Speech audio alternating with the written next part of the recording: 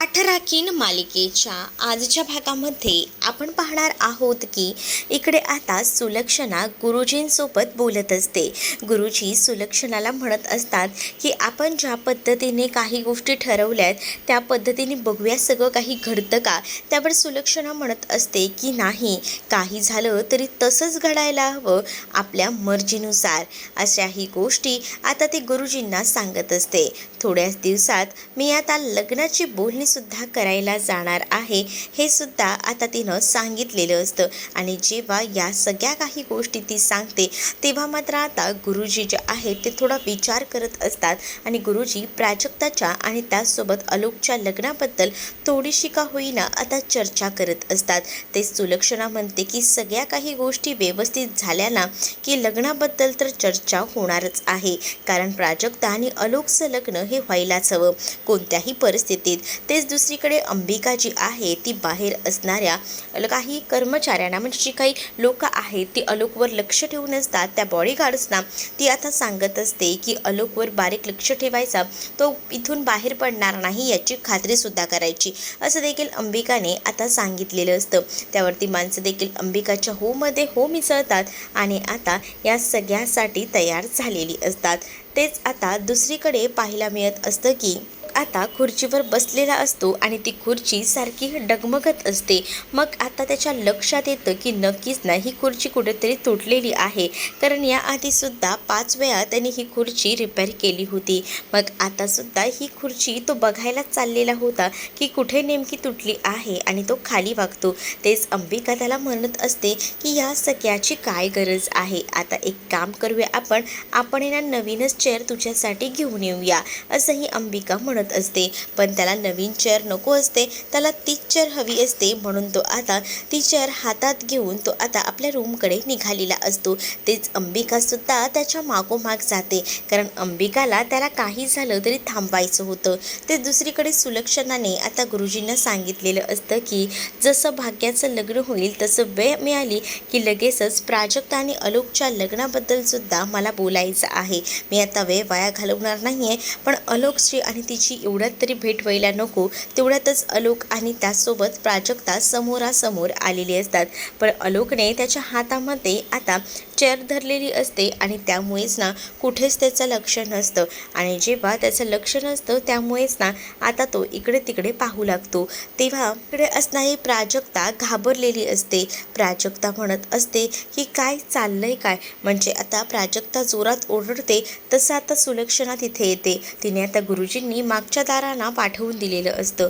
मग तेवढ्यातच ना आता सुलक्षणा जेव्हा तिथे येते तेव्हा ती म्हणत असते की स्टाफला सांगायला होत नाही का काय चाललंय हे, जराही लक्ष नाही आहे. मग आता तिने आलोकला स्टाफ म्हटलेलं असतं, याचा जरा जास्तच राग आलोकला आलेला असतो. मग आता अंबिकावरती ओरडत असते आणि अंबिकाला म्हणत असते की काय सांगितलंय तुला, समजतंय का, अरे थांब ना, काय करताय काय तुम्ही, असंही आता बोललं जातं.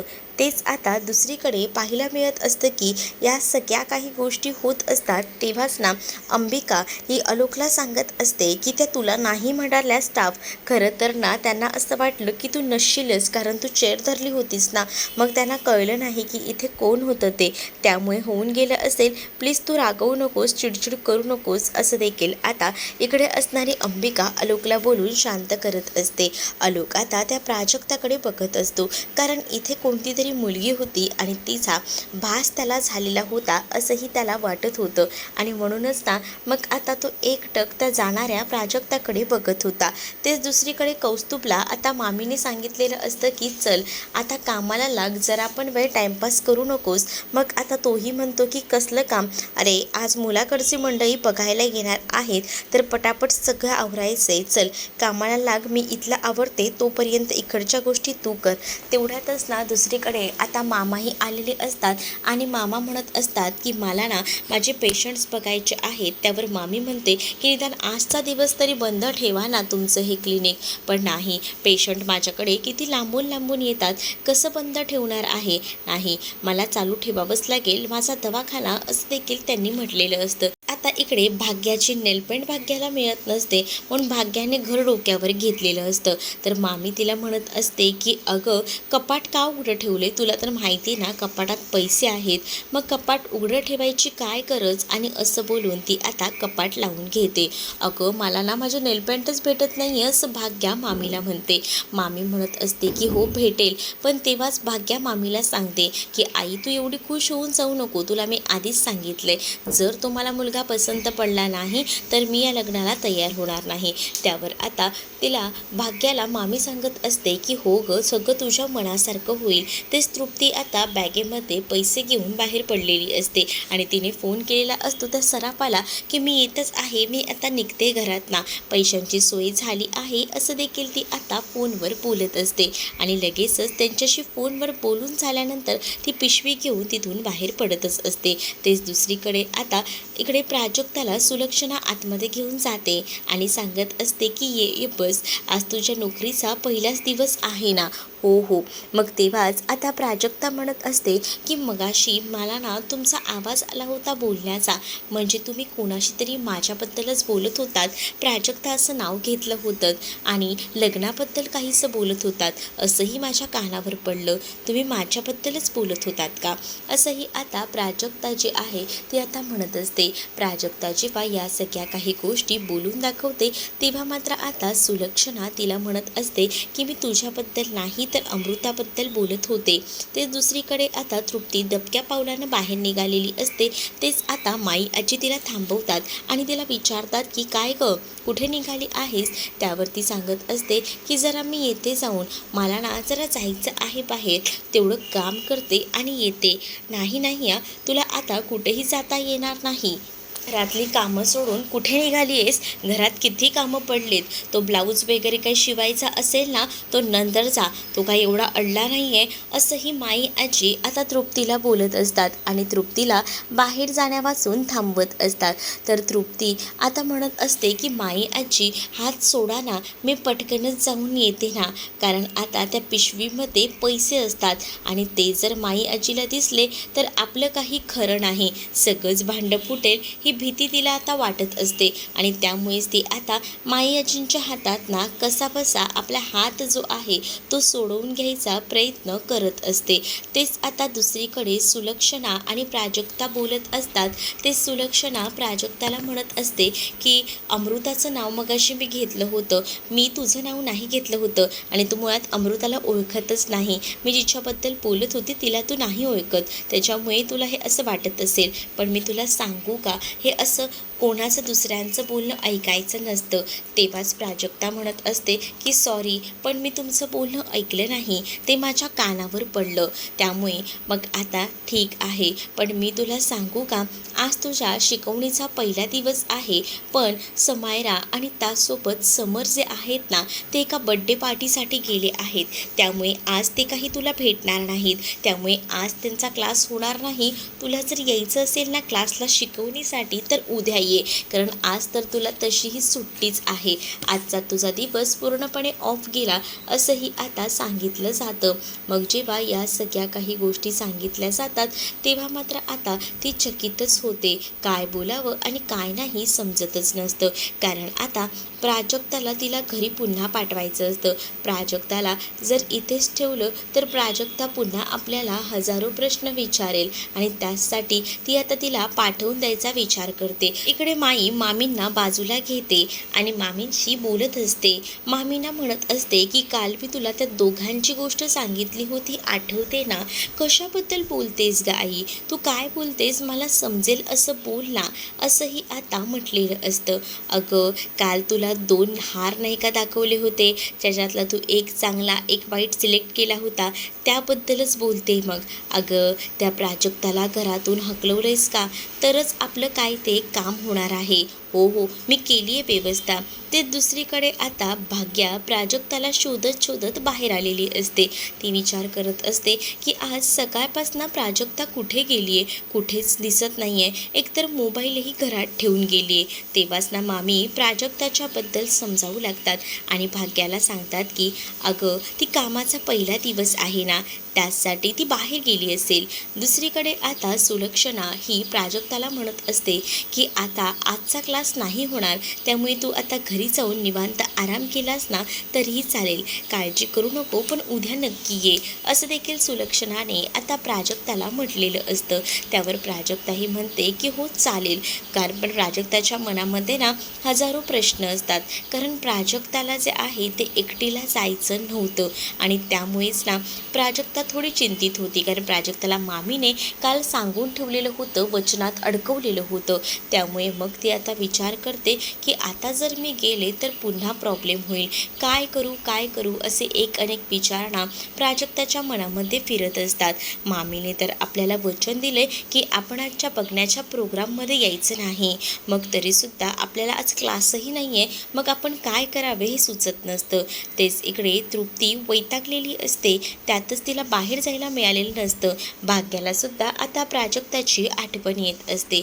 भाग्यासुद्धा इकडे तिकडे बघत असते आणि भाग्या म्हणत असते की आज ना मला प्राजक्ता हवी होती, प्राजक्ताने मला तयार केलं असतं, पण त्याच वेळेला तृप्ती आहे ना, तृप्ती तुला छान तयार करेल असंही आता इकडे मामी ज्या आहेत त्या सांगत असतात. पण नाही, मला नको आहे तृप्तीने तयार केलेलं, मला ना प्राजक्ताच हवी होती असंही म्हटलं जातं. नाही नाही, काही गरज नाही आहे, अगं तिला यायला उशीर होईल, ती आता नवीनच कामाला लागली आहे, मग आपण तिच्याकडनं कशाला एवढी अपेक्षा ठेवायची. थांब ना, थांब एक मिनटं, मी तुला काय सांगते ते ऐकून घे. ती जा बरं भाग्याला तयार कर, भाग्याला छान तयार कर आणि मगच तिला बाहेर घेऊन ये असंही आता सांगितलं जातं. मग भाग्याला तयार करायला सांगितलेलं असतं, म्हणूनच तृप्तीला सुद्धा टेन्शन येतं. तृप्तीला पैसे द्यायला बाहेर जायचं असतं, पण आता भाग्याची तयारी करायची म्हटल्यावर ते सुद्धा तिला जाता येत नाही. प्राजक्ता घरात नसल्यामुळे तिची चिडचिड होत असते. तिला प्राजक्ताकडनं तयारी करून घ्यायची असते, पण मामीने ऑलरेडी तिला बाहेर बसवलेलं असतं. तर इकडे जेव्हा प्राजक्ताला घरात जायला भेटत नाही तेव्हा प्राजक्ता एका बस स्टॉपवर थांबलेली असते. कारण तिच्याकडे दुसरा पर्याय नसतो, कुठे जावं कुठे नाही समजत नसतं आणि म्हणूनच जवळच्या एका बस स्टॉपवर ती थांबलेली असते. घराकडून अगदीच जवळ ते बस स्टॉप होतं आणि ती आता विचार करत तिथेच बसलेली होती. तेच दुसरीकडे आता माई आजीला पाणी वगैरे चहा सगळं काही हातात मामी देत असतात.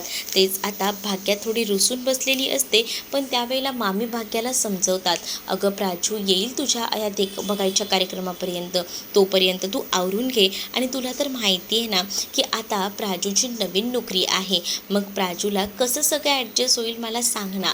मग म्हणूनच ना आपणही तिला समजून घ्यायला हवंच की. आणि तृप्ती आहे ना तुला छान तयार करायला, तृप्ती जा बरं तिला तयार कर. तृप्तीच्या तोंडावर तर आता 12 वाजलेले असतात, कारण तिला आता एकतर बाहेर पडता आलेलं नसतं, त्यात पैशांना ती जास्त जपत असते, त्यात आता भाग्याला तयार करायला तिच्या रूममध्ये जायचं असतं.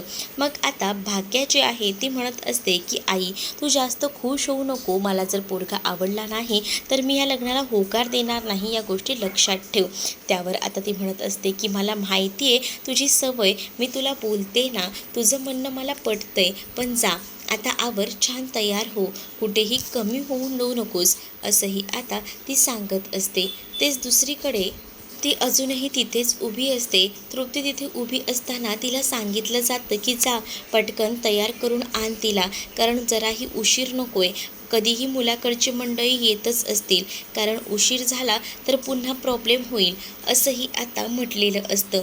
तेच आता दुसरीकडे पाहायला मिळतं की इथे भाग्या चिडलेली असते. भाग्याला मामी समजवतात आणि तृप्तीसोबत आतमध्ये तयारी करायला पाठवतात. तृप्तीच्या हातात ना ती पैशांची बॅग काही खाली ठेवली जात नसते, त्यामुळेच आता तिकडनं ती घेऊन जाते. तर दुसरीकडे माई आजी म्हणत असतात, तू आपलं काम केलंयस ना. हो हो झालंय आपलं काम, प्राजक्ता येणार नाही, तिने मला तसं वचन दिलं आहे. नक्की ना वचन पाळेल ना ती मुलगी, नाहीतर ऐन वक्ताला जर आली ना तर सगळं सगळंच काही आपलं विस्कटून जाईल असंही आता माई आजी बोलत असतात. तेच आता दुसरीकडे पाहायला मिळत असतं की स्टॉपवर प्राजक्ता बसून असते. प्राजक्ता बसस्टॉपला जेव्हा बसून असते ना, तेव्हा प्राजक्ताला काहीच सुधरत नसतं. ती अशीच बसून असते, पण तिच्या बाजूला बसलेल्या त्या बाईचं बोलणं ती ऐकत असते. ती बाई दुसरी तिसरी कोणी नसून त्या मुलाची आईच म्हणजे भाग्याला जो मुलगा बघायला येणार आहे ना, त्याची ही आई असते. आणि ती फोनवर बोलत असते आणि ती म्हणत असते की आता काही झालं ना तरीसुद्धा आम्हाला आता त्या मुलीला बघायला जायचं आहे आणि यासाठी एवढी नटापटा केलाय, काय सांगू. मोठी पार्टी आहे म्हणून विचार केला की सोडायचं नाही. पार्टी आहे तर मग म्हटलं आपण निदान ती पार्टी एन्जॉय करूया. म्हणजे कसं, ती पार्टी ना खूप पैसेवाली दिसते. त्या पार्टीकडनं लुबाडायला भेटणार आहे. जवळजवळ लग्न जमेपर्यंत 10-12 लाख तरी भेटतीलच. म्हणूनच म्हटलं भाड्याची गाडी बघूया कुठे अरेंज होते का. तेच तो भाड्याची गाडी आणायला गेला आहे असं देखील आता ती सांगत असते. हे सगळं प्राजूने ऐकलेलं असतं. फोन ठेवल्यानंतर ती आता प्राजूकडे बघते आणि प्राजूला म्हणत असते की काय बघतेस तू माझ्याकडे. प्राजू काहीच नाही असं मानेनेच इशारा करून तिला सांगते. दुसरीकडे तृप्तीने आता भाग्याला तयार केलेलं असतं. भाग्याचा मेकअप वगैरे तिने करून दिलेला असतो. तेच आता तिला लिपस्टिक वगैरे सुद्धा तिने लावलेली असते. लिपस्टिक वगैरे लावून जेव्हा आता तिला तयार केलं जातं तेव्हा ती लिपस्टिक बघून ना भाग्या म्हणत असते की हे सगळं काय आहे, मला नाही आवडत. केवढं ते डार्क लावलंय, नको ग नको, हे काढून टाक पहिले, असंही तिने आता रागातच म्हटलेलं असतं. त्यावर तृप्ती तिच्यावर चिडते आणि म्हणते की काय आहे ना की कितीही चांगलं तुला केलं ना तरीही तुला ते कमीच आहे. ते म्हणतात नाही का, कावळ्याला कितीही गोरं केलं तरी कावळा तो कावळाच राहतो, तसं आहे तुझं, असं बोलून ती आता टोमणे मारत असते.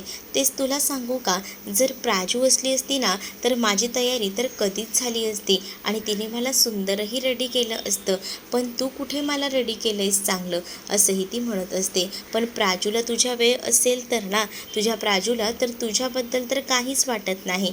जर तुझ्या प्राजूला एवढंच जर तुझ्याबद्दल वाटलं असतं ना तर ती पहिल्यांदा तुझ्याकडे आली असती सगळं काही सोडून. पण ती आली का नाही ना, मग कशाला तू मला बोलून दाखवतेस, असंही आता म्हटलं जातं.